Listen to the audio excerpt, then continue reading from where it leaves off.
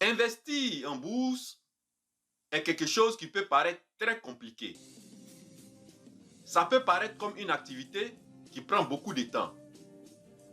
Parce que vous pouvez avoir cette image des traders qui passent des heures devant leurs ordinateurs, qui analysent des graphiques sans arrêt et qui doivent être super réactifs à tout moment pour réussir à tenir le rythme.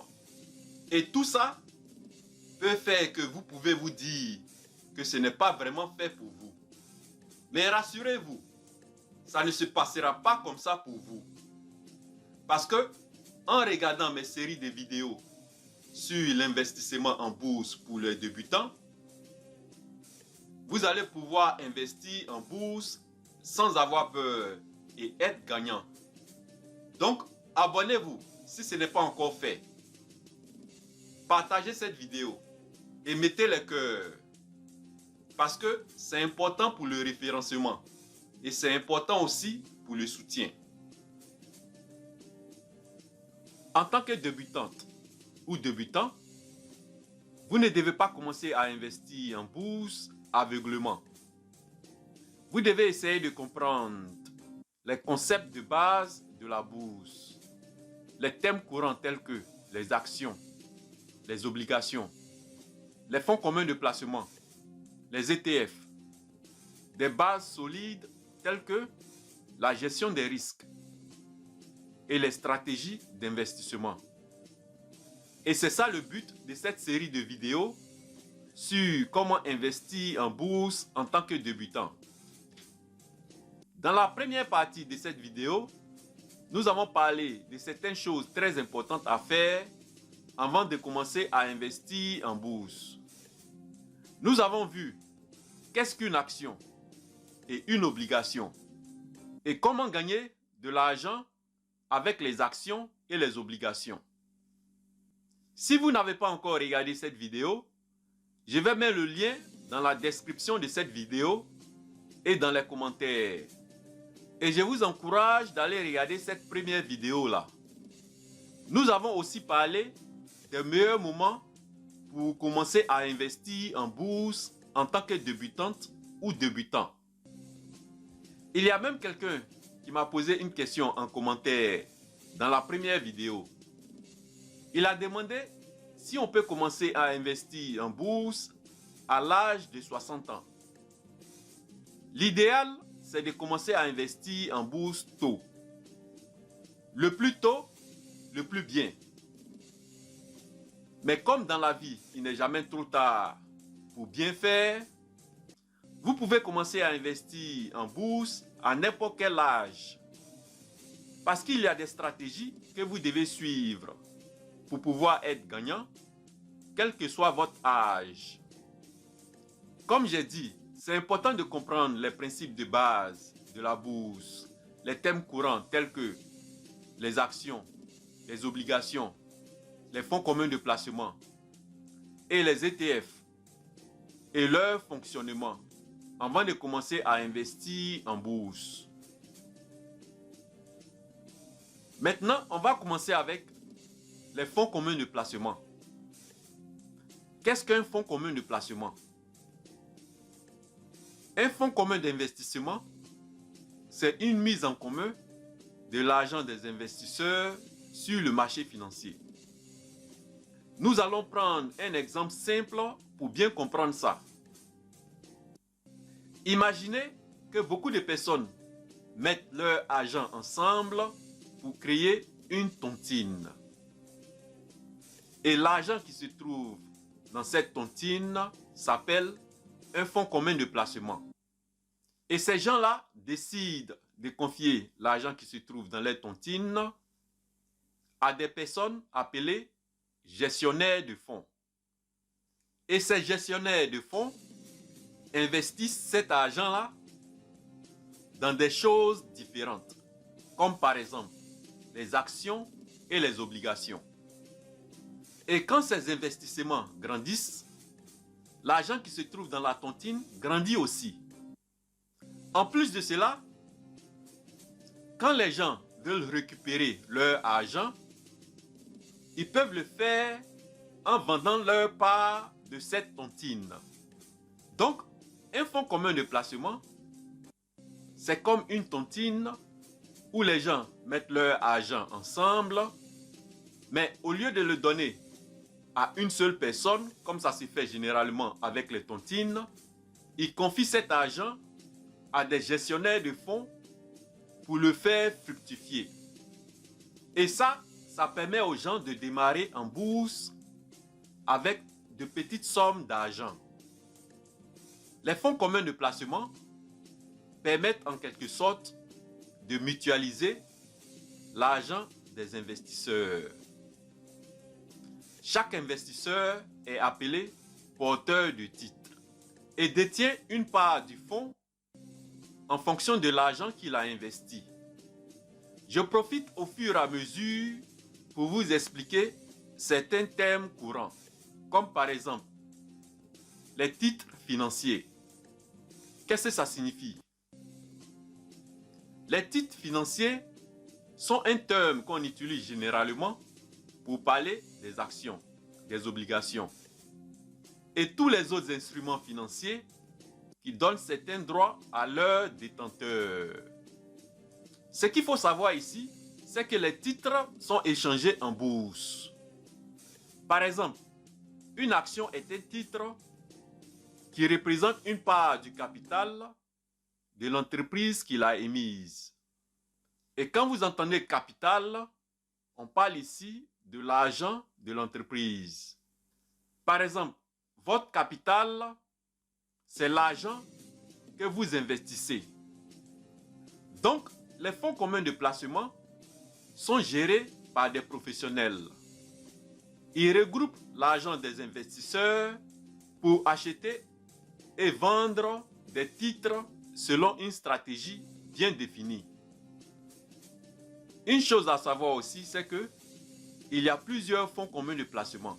Par exemple, les fonds communs de placement à risque, les fonds communs de placement dans l'innovation, les fonds communs de placement de proximité et les fonds communs de placement d'entreprise.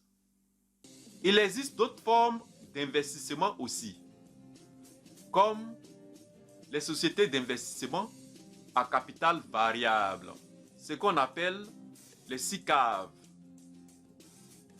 Les SICAV sont des sociétés de gestion de fonds où les investisseurs deviennent directement actionnaires du fonds. Contrairement aux fonds communs de placement où les investisseurs sont en quelque sorte des copropriétaires du fonds. À part ça, les SICAV et les fonds communs de placement font la même chose. Ils ont la même vocation. Chaque fonds commun de placement a ses propres règles et stratégies d'investissement. Le choix du meilleur fonds commun de placement va dépendre de vos objectifs personnels et de votre tolérance au risque. Les avantages des fonds communs de placement résident dans la gestion professionnelle, dans la diversification et la liquidité. La liquidité, qu'est-ce que c'est? En bourse, la liquidité fait référence à la facilité et à la rapidité avec laquelle tu peux acheter ou vendre des titres financiers. Par exemple, si une entreprise est très populaire et que beaucoup de gens veulent acheter ou vendre ses actions, on dit que ces actions sont liquides. Maintenant, parlons des ETF. Les ETF, c'est quoi? Les ETF sont des fonds indiciels cotés qui permettent de répliquer l'évolution d'un indice boursier ou d'un indice sectoriel. Comme par exemple, en France, le CAC 40. Le CAC 40, c'est un indice boursier qui regroupe les 40 plus grandes entreprises cotées à la bourse de Paris. En Angleterre, on a le FTSE 100, le FTSE 100.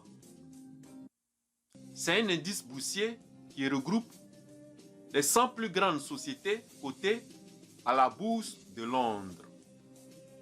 Aux États-Unis, on a par exemple le S&P 500.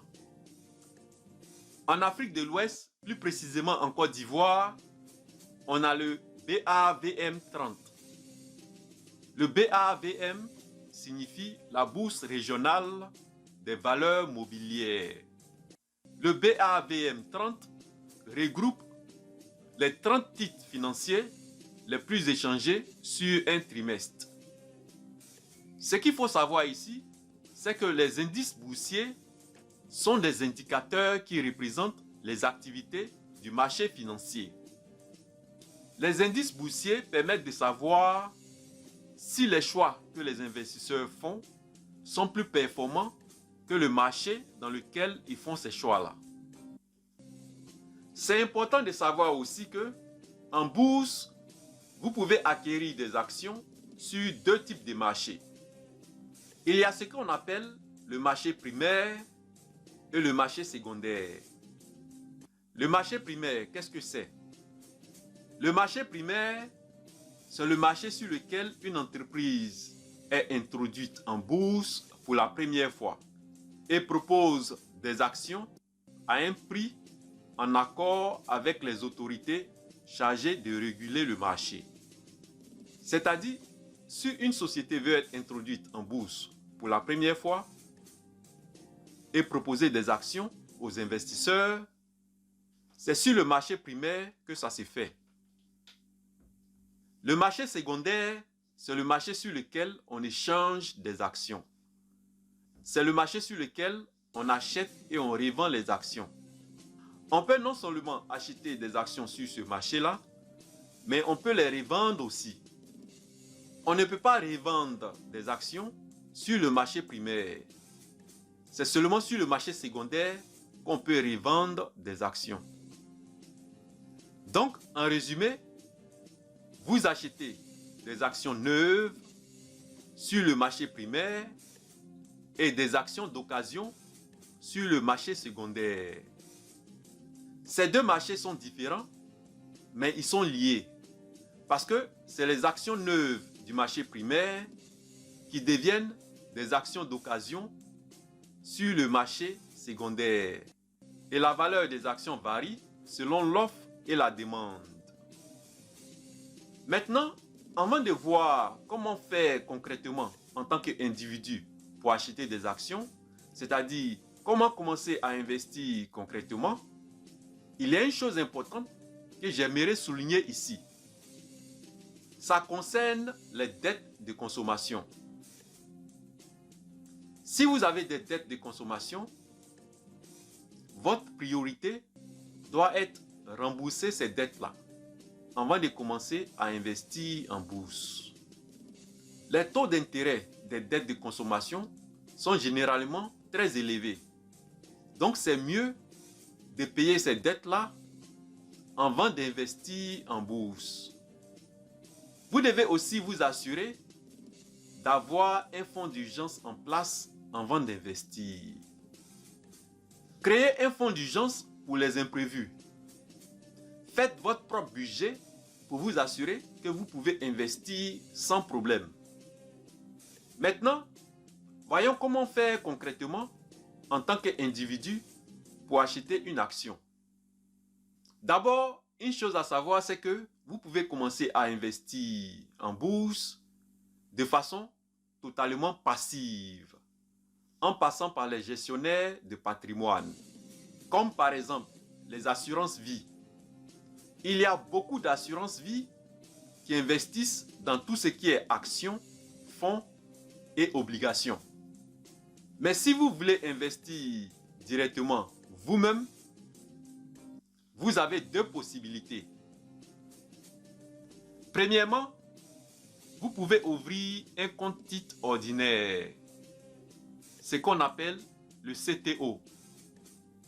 Le CTO, qu'est-ce que c'est? C'est simplement un compte bancaire qui permet aux investisseurs de placer leur argent en bourse. Deuxièmement, vous pouvez ouvrir un PEA. Le PEA, qu'est-ce que c'est? C'est le plan d'épargne action. Le plan épargne action, c'est un produit réglementé qui vous permet d'investir en bourse. Et ça vous permet aussi de ne pas payer d'impôts sur vos gains.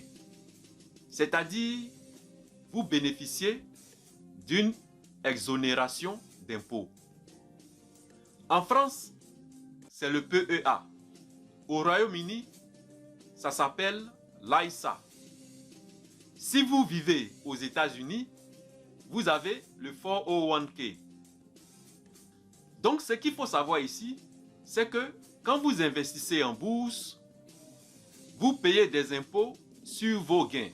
Seulement si vous décidez de vendre vos actions et que vous faites un bénéfice. Mais si vous faites une perte en vendant vos actions, vous ne payez pas d'impôt. Et l'impôt sur vos gains peut avoir un impact négatif sur vos bénéfices quand vous investissez en bourse.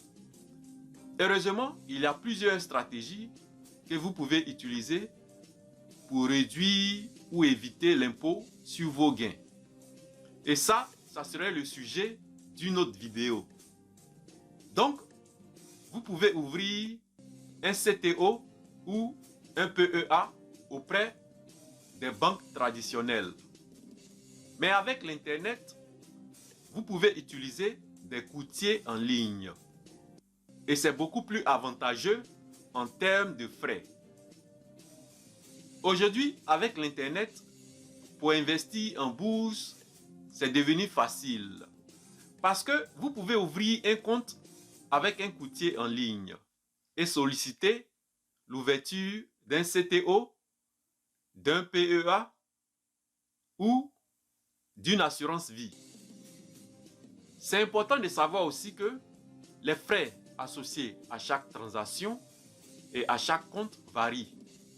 Ça dépend de la plateforme de courtage en ligne que vous choisissez.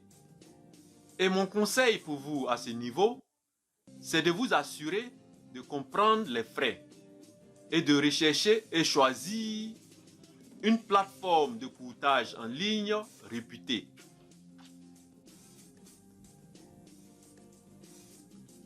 Dans la prochaine vidéo de cette série de vidéos, nous allons voir combien d'argent vous avez besoin pour commencer à investir en bourse. Comment choisir un bon courtier pour investir et comment réduire vos risques. Pour finir, je vais parler de ma newsletter sur les meilleures stratégies d'investissement en bourse. Parce que je reçois beaucoup de questions sur ça. Ma newsletter, qu'est-ce que c'est? Ma newsletter, c'est des emails que j'envoie à un nombre de personnes limitées chaque dernier dimanche du mois. Ces 100 personnes sont des personnes qui ont déjà commencé à investir en bourse. Il y a des débutantes et débutants. Je profite pour leur apporter plus de valeur. C'est-à-dire, je rentre plus en profondeur. Et j'ai créé une liste d'attente pour ceux qui veulent rejoindre ma newsletter. Pour faire partie de cette liste d'attente, envoyez-moi votre email en inbox ou envoyez-moi un email à l'email que je vais mettre dans la description de cette vidéo. Comme d'habitude, likez, partagez et abonnez-vous si ce n'est pas encore fait. Et on se revoit dans la prochaine vidéo.